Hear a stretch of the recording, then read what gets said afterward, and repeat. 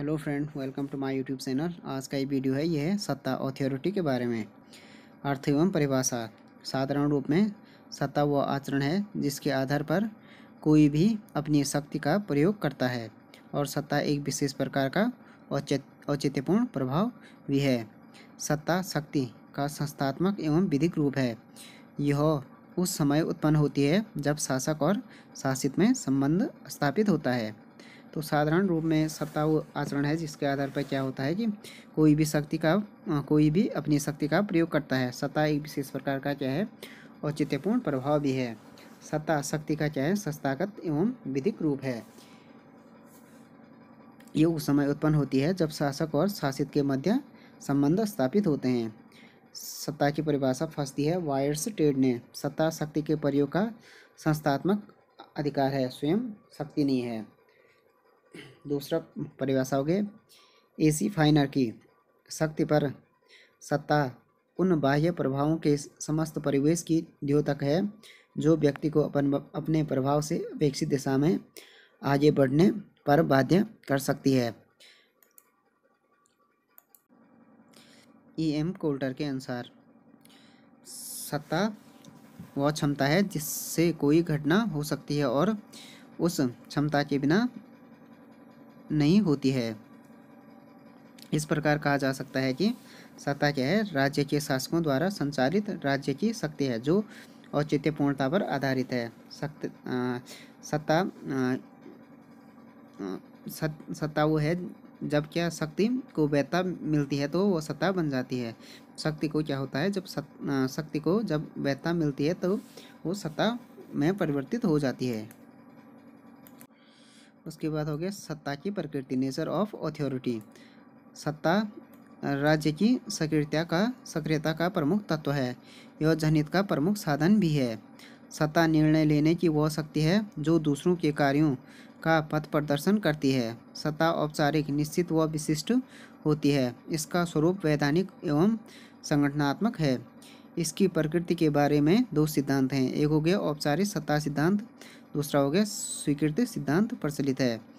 औपचारिक सत्ता सिद्धांतों के अनुसार क्या हो गया कि सत्ता का प्रभाव ऊपर से नीचे की तरफ चलता है।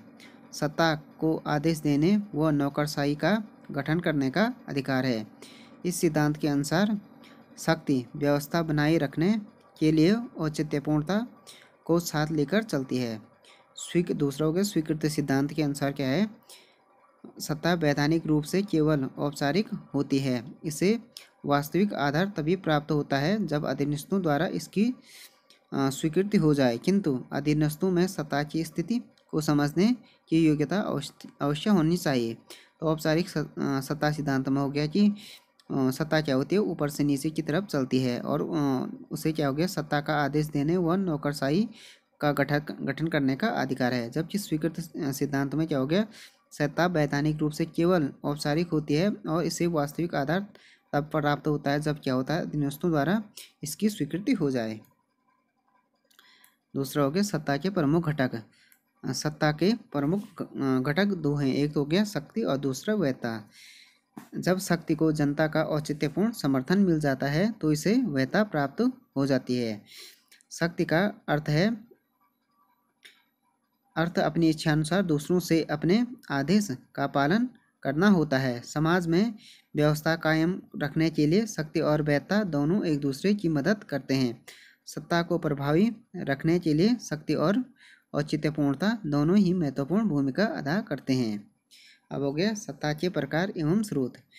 सत्ता की औचित्यपूर्णता के अनुसार मैक्स वेबर ने आधुनिक राज्य में 3 प्रकार बताए हैं। एक हो गया परंपरागत, दूसरा हो गया कानूनी और विवेकपूर्ण सत्ता, तीसरा हो गया करिश्माई सत्ता। हो गया परंपरागत सत्ता। इस सत्ता को आधार यह है कि व्यक्ति या वंश आदेश देने का अधिकार रखता है। वह प्रचलित परंपरा पर ही आधारित होता है। इस प्रकार की सत्ता में प्रत्यायोजन अस्थायी व स्वेच्छाकारी होती है। राजतंत्र में क्या हो गया, इसी प्रकार की सत्ता प्रचलित है। परंपरागत प्रशासनिक दृष्टि से अधीनस्थ वर्ग अपने वरिष्ठों की बात इसलिए मानता है कि ऐसा युगों से होता आया है। इस प्रकार की सत्ता में शासक या वरिष्ठ कर्मचारियों का जनता या अधीनस्थों द्वारा स्वेच्छा आंख बंद करके पालन किया जाता है। दूसरा हो गया कानूनी एवं विवेकपूर्ण सत्ता। इस प्रकार की सत्ता का आधार प्रशासनिक अधिकारी का राजनीतिक पद होता है।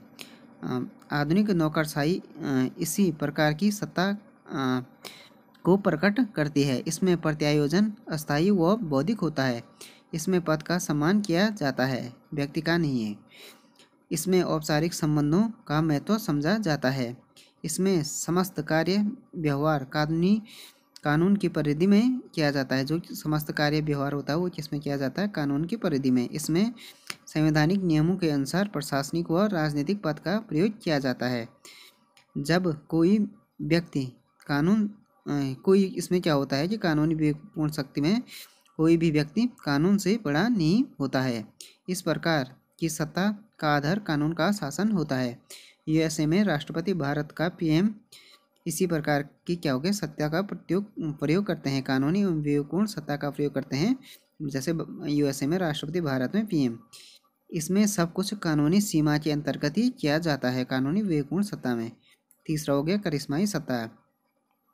जब जनता या अधीनस्थ कर्मचारी अपने शासक या वरिष्ठ अधिकारियों की आज्ञा का पालन उनकी व्यक्तिगत छवि के कारण करते हैं तो वह सत्ता करिश्माई होती है। इस प्रकार की सत्ता में वरिष्ठ की आज्ञा का पालन उसके व्यक्तित्व से प्रभावित होकर किया जाता है। इस प्रकार सत्ता में अनुयायी अपने नेता के कहने पर कुछ भी करने को तैयार हो जाते हैं। जैसे करिश्माई सत्ता के उदाहरण हो गए चीन में माओ, जर्मनी में हिटलर, इटली में मुसोलिनी, स्पेन में जनरल फ्रांको, भारत में हो गए जवाहरलाल नेहरू और महात्मा गांधी, अफ्रीका में हो गए जैसे नेल्सन मंडेला। इसी प्रकार की सत्ता के प्रमुख उदाहरण हैं। तो करिश्माई सत्ता में व्यक्तित्व से प्रभावित होकर जनता उन्हें फॉलो करती है। कानूनी में इसमें कानून का शासन, परंपरागत में राजतंत्र में ऐसी सत्ता होती है। उसके बाद हो गया सत्ता का आधार, बेसिस ऑफ अथॉरिटी। सत्ता राजनीतिक व्यवस्था में लोक कल्याण का प्रमुख स्थान होती है। आधुनिक लोकतंत्रीय देशों में सत्ता का स्रोत क्या हो गया? संवैधानिक कानून है। इस प्रकार का कानून का पालन करने में अधीनस्थों या जनता का हित निहित होता है। सत्ता का मूल आधार तो पूर्णता ही है। सामान्य रूप में तो विश्वास और मूल्यों को ही सत्ता का आधार मान लिया जाता है, लेकिन सत्ता को कानूनी आधार प्राप्त हुए बिना वह प्रभावी नहीं बन सकती है। विचारों की एकरूपता, अधीनस्थों की प्रकृति, पर्यावरणात्मक दबाव भी सत्ता को आधार प्रदान करते हैं। आधुनिक व्यवस्थाओं में राजनीतिक संस्थाएं जैसे संविधान, प्रशासनिक संगठन ही सत्ता के प्रमुख आधार हैं, लेकिन वैधता ही सत्ता की नींव है। अब हो गया सत्ता के कार्य, फंक्शंस ऑफ अथॉरिटी। सत्ता के नए कार्य हैं जो निम्नलिखित हैं। फर्स्ट हो गया सत्ता शासन के विभिन्न अंगों में तनाव व टकराहट दूर करके समन्वय उत्पन्न करती है। दूसरा हो गया सत्ता शासन के विभिन्न अंगों में अनुशासन कायम रखती है। तीसरा हो गया सत्ता कार्य निष्पादन के लिए अपने लक्ष्यों और उद्देश्यों के अनुरूप निर्णय लेती है। चौथा हो गया सत्ता क्या है? अपनी शक्ति के सदुपयोग के लिए अपने अधीनस्थों पर नियंत्रण रखती है। पाँचवा हो गया सत्ता राष्ट्रीय विकास के लक्ष्य को पूरा करने व प्राप्त करने का प्रयास करती है। तो ये हो गया सत्ता के कार्य। लास्ट में हो गया ये हो गया सत्ता की सीमाएं। सत्ता की अपनी शक्ति को कभी भी निरंकुश मनमाने निरुद्देश्य तरीके से प्रयुक्त नहीं कर सकती है, क्योंकि उस पर कुछ प्रतिबंध या सीमाएं लगाई जाती हैं। आज विश्व में ह्यूमन राइट्स के प्रति आम लोगों की जागरूकता बढ़ी है और राजनीतिक चेतना का भी विकास हुआ है। इसलिए सत्ता को अपनी मर्यादाओं में रहकर ही कार्य करना पड़ता है। सत्ता को निरंकुश बनने से रोकने के लिए इस पर आंतरिक या बाह्य प्राकृतिक उद्देश्यगत संबंधी प्रतिबंध लगाए गए हैं। वैधता के बिना सत्ता का कोई महत्व नहीं है। तो ये हो गया सत्ता की कुछ सीमाएं हैं। सत्ता का प्रयोग मनमाने व निरंकुश ढंग से तो बिल्कुल भी नहीं किया जा सकता है, क्योंकि आजकल ह्यूमन राइट्स हो गया के प्रति लोगों की आम राय जागरूकता बढ़ी है। इसमें सत्ता को निरंकुश बनने से रोकने के लिए आंतरिक व बाह्य प्राकृतिक अन्य प्रकार के प्रतिबंध लगाए गए हैं। वैधता के बिना क्या है, सत्ता का कोई महत्व नहीं है। तो फ्रेंड्स, ये वीडियो हो गया सत्ता के बारे में। सत्ता का अर्थ, परिभाषा, सत्ता की प्रकृति, सत्ता का आधार और